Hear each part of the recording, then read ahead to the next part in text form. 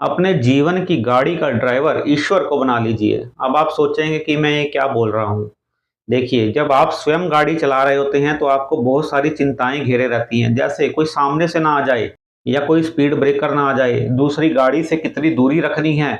ये सब चीज़ों का आपको ध्यान रखना पड़ता है और स्वयं गाड़ी चलाते हुए आप अपने आसपास के बहुत सारे भव्य नज़ारों को खो देते हैं। लेकिन जब आप अपने साथ कोई ड्राइवर लेकर चलते हैं तो अब आपका ध्यान इन सब चीज़ों से हट जाता है। आप रास्ते में चलते हुए भव्य नज़ारों का आनंद ले सकते हैं, आप आराम से सो सकते हैं, क्योंकि अब आपकी गाड़ी कोई दूसरा चला रहा है। और दूसरा भी अगर ईश्वर हो तो फिर आपको चिंता करने की जरूरत ही नहीं है।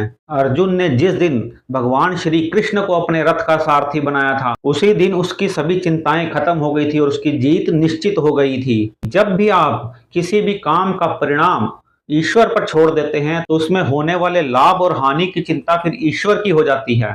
अगर आप कोई काम करते हैं तो उसमें गलती की संभावनाएं बनी रह सकती हैं, लेकिन जब आप अपना काम ईश्वर के ऊपर छोड़ देते हैं तो फिर ईश्वर के किए हुए काम में संदेह की कोई संभावना नहीं बचती है। इसलिए मैंने कहा कि अपनी गाड़ी का ड्राइवर ईश्वर को बना लीजिए और इस मानव रूपी जीवन का भरपूर आनंद लीजिए। जय श्री राम।